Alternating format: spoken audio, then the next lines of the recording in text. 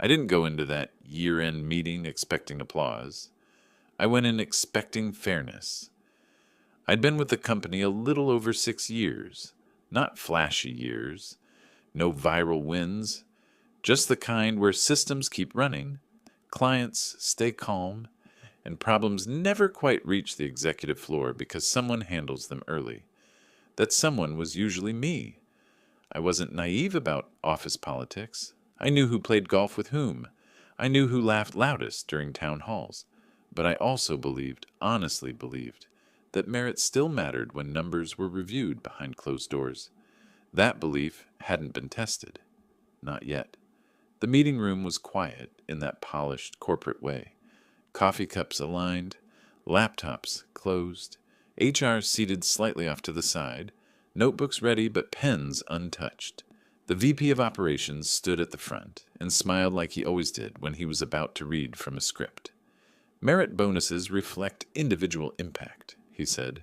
A pause. Outstanding performance in challenging conditions. Then he called my co-worker's name. Applause broke out immediately. Someone whistled. Another person tapped the table. The VP shook his hand, posed for a quick photo, and said the number out loud. $35,000. I clapped too. Not because I was thrilled, but because that's what professionals do when the spotlight isn't on them. My coworker nodded, grateful, a little stunned. I didn't resent him. Not really. He was good at what he did, but I knew the numbers, and I knew the work. When my name was called next, the room didn't feel hostile. Just neutral. Expectant. The VP didn't smile this time. He slid a single sheet of paper across the table. Thank you for your consistency, he said. Consistency. I looked down. $4,000. For a second I thought I was misreading it. I checked the commas. Looked again. Nothing changed. No explanation followed. No qualifiers. No, we'll discuss offline. Just a nod that meant the moment was over. I didn't say anything. I didn't ask a question that would make people uncomfortable. I folded the paper once and slipped it into my notebook. That was my mistake. Because silence teaches people what they can get away with. The meeting wrapped up quickly after that. Chairs scraped back. Conversations resumed. Someone joked about drinks after work. The VP clapped his hands once and said, "Great year, everyone." I smiled, even thanked him on my way out. Back at my desk, I opened my inbox and pulled up the performance summary I'd been sent 2 weeks earlier. Metrics were highlighted. Client escalations, 0. Deadlines missed, none. Cost, overruns prevented. Documented, signed off, archived, it all matched. So the problem wasn't my output. The problem was something else. Around midnight, the office thinned out. Cleaning staff moved quietly between cubicles. The building settled into that hollow silence where every step sounds louder than it should. I stayed, not because I was angry, but because I was thinking. At 4:20 a.m., I shut my laptop down, gathered my things, and took one last look at the floor. They thought the meeting had ended the conversation. It hadn't. It had just told me exactly where I stood and what I'd need to do next. The next week felt different. Not louder, not hostile, just colder. People were polite in the way that means distance, fewer questions, fewer check-ins. Meetings shortened when I joined them, as if my presence required efficiency instead of conversation. I noticed small things first. A recurring project review I usually led was reassigned to balance workloads.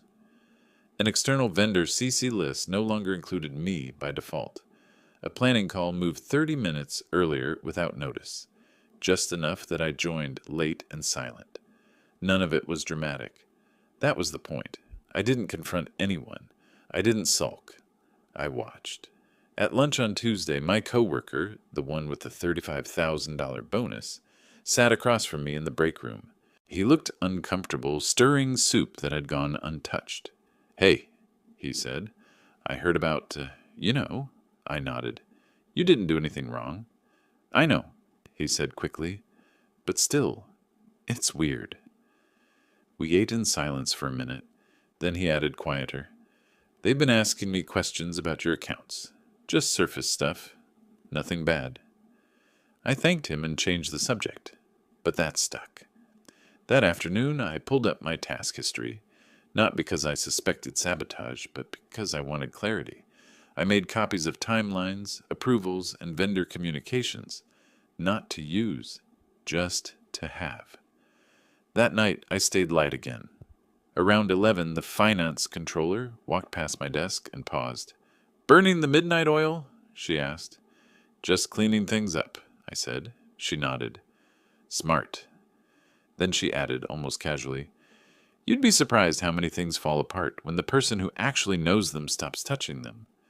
She walked away before I could respond. I went home thinking about that sentence. The irritation didn't hit all at once. It came in layers. By Thursday, a junior manager asked me to loop him in on decisions I'd been making solo for years. On Friday, an approval I'd signed dozens of times before was kicked back with a comment asking for additional justification. The tone wasn't hostile, it was corrective, like I'd been quietly demoted without the paperwork. That weekend, I reviewed my employment agreement. No paranoia, just diligence. I reread clauses I'd skimmed years earlier, role definitions, responsibility boundaries, escalation paths. Nothing had changed on paper, but something had shifted in practice. Monday morning, I was called into a short check-in with the VP. 15 minutes, no agenda. He leaned back in his chair and smiled again. "Just wanted to make sure you're feeling supported," he said. I told him I was focused on delivery. "That's good," he replied. "We're optimizing roles right now, making sure people are aligned with their value." "Value?" I nodded. "If there's feedback, I'm open to it." "There's nothing actionable," he said quickly. "Just keep doing what you're doing." When I left his office, I realized something important. They weren't pushing me out. They were testing how much they could pull away without resistance. So I adjusted. I stopped fixing issues before they were logged. I documented everything, cleanly, professionally, without commentary. I rerouted questions back through official channels instead of handling them real quick. Not as a protest, as a correction. 2 weeks passed. Response time slowed. Minor issues escalated. A vendor called asking why a routine approval was suddenly delayed. I forwarded the email to the new approver and archived it. At the next operations meeting, the VP frowned at a chart. "This variance shouldn't be here," he said. No one answered right away. Then someone said, "We're still reviewing." I stayed quiet. That was the moment I understood. They thought I was interchangeable. I was about to let them find out what that assumption really cost. The first real break didn't come as a crisis. It came as a delay. A routine vendor reconciliation, normally a 2-day process, slipped into its second week. Nothing dramatic. Just a quiet backlog that no one wanted to own. Finance sent 2 follow-ups. Operations sent 1 more. I was copied on all of them. I did nothing. Not out of spite, out of alignment. Those approvals no longer sat with me. They'd been balanced, reassigned, redistributed. I'd confirmed that twice, in writing. So I watched the thread grow longer, slower, heavier. By Thursday, the vendor escalated. By Friday, they paused service on 1 minor component. Monday morning, the room felt different. People spoke faster. Slides changed quicker. The VP clicked through charts without commentary, jaw tight. When the vendor delay came up, eyes moved, not to me, but past me, like I wasn't there. Good. That afternoon, the VP called an unscheduled meeting. Finance, legal, ops. I was invited not to lead, to listen. The finance director spoke first. "We're seeing exposure here. Small now, but the dependencies?" Legal nodded. "If this expands, timelines become contractual." The VP turned toward me for the first time that day. "You've worked closely with this vendor before," he said. "Any insight?" I took a breath, not for effect, for accuracy. "I used to handle that reconciliation," I said. "It was reassigned." Silence. The VP glanced at Ops. Ops glanced at HR. "I can step back in temporarily," I continued calmly, "but we'd need to clarify ownership. Right now, approvals sit elsewhere." No accusation, no edge, just fact. The meeting ended without a decision. That night, I didn't stay late. I went home, cooked dinner, and slept. For the first time in weeks, I slept without replaying conversations, because the realization had settled. They weren't confused. They were disorganized, and they'd mistaken my reliability for elasticity. The next morning, I came in early, not to fix anything, but to prepare. I organized my documentation into a clean folder: timelines, handoff emails, approval changes, scope notes. Nothing dramatic, nothing hidden, just a record of how things actually worked. At 10, HR scheduled a one-on-one. The tone was gentle, concerned. "We've noticed some friction," the HR manager said. "We want to make sure you're engaged." "I am," I said. "I'm aligned with my role." She smiled thinly. "There's been some feedback that you've pulled back." "I've adjusted to the updated structure," I replied. She nodded slowly. "Perception matters." "So does clarity," I said.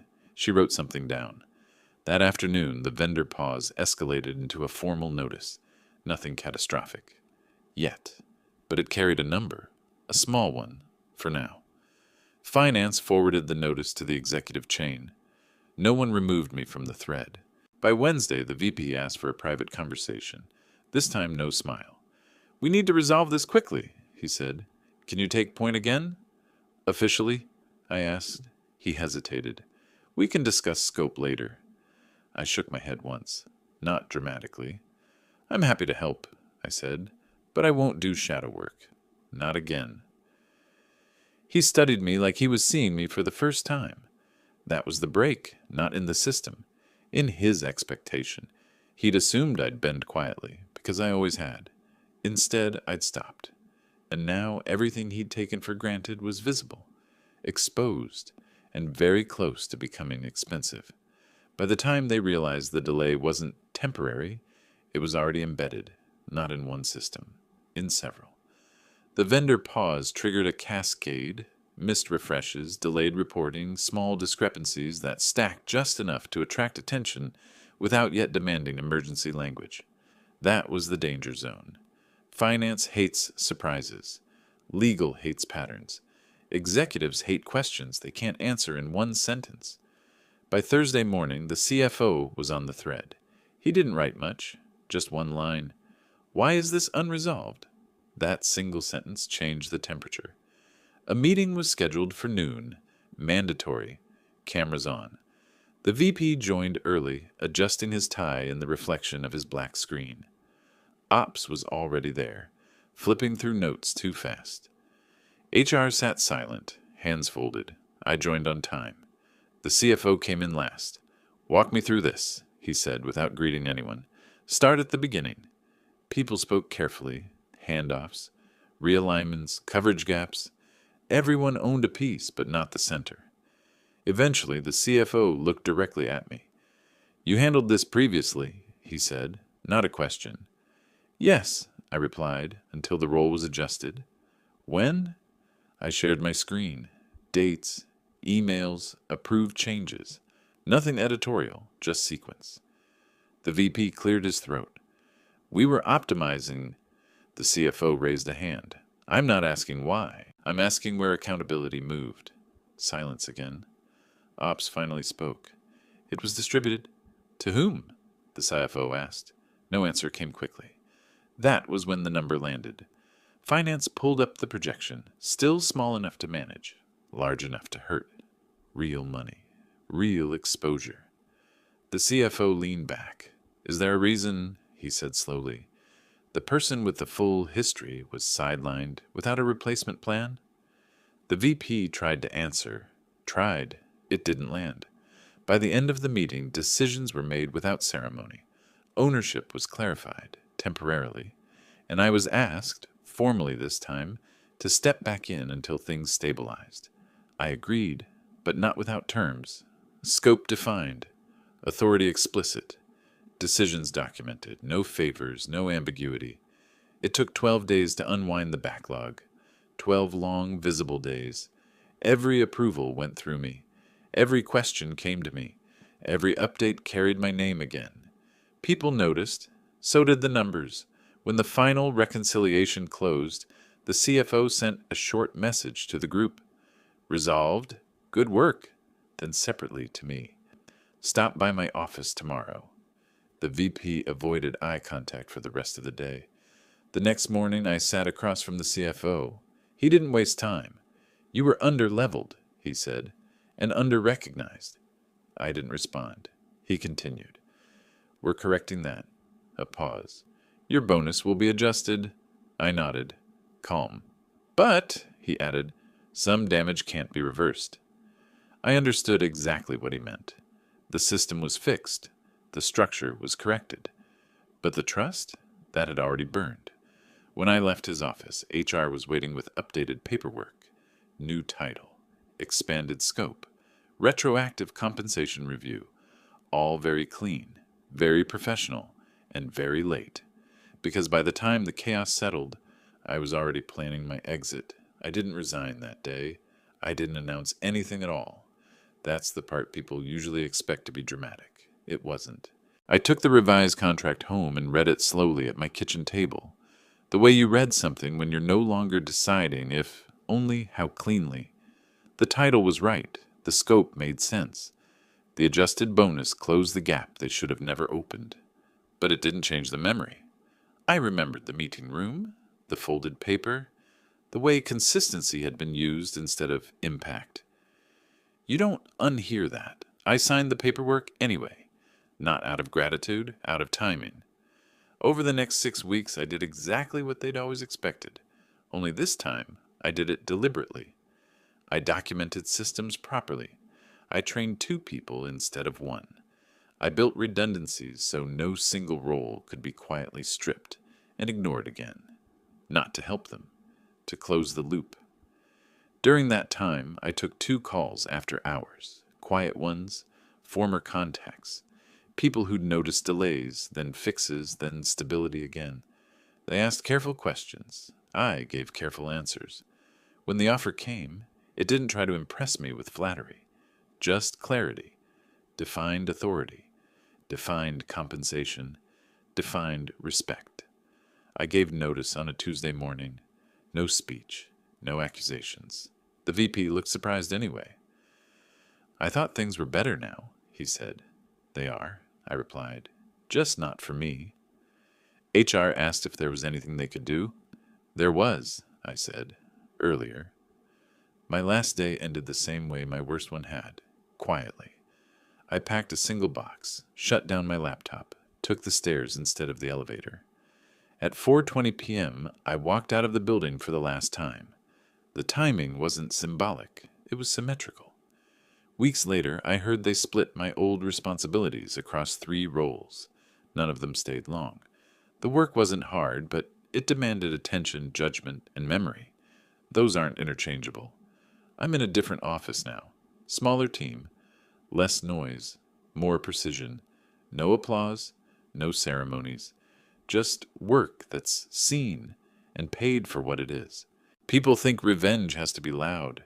It doesn't. Sometimes it's just knowing your value, waiting for proof, and leaving when the equation finally balances. They awarded him $35,000. They gave me $4,000. I walked out with something better. Peace.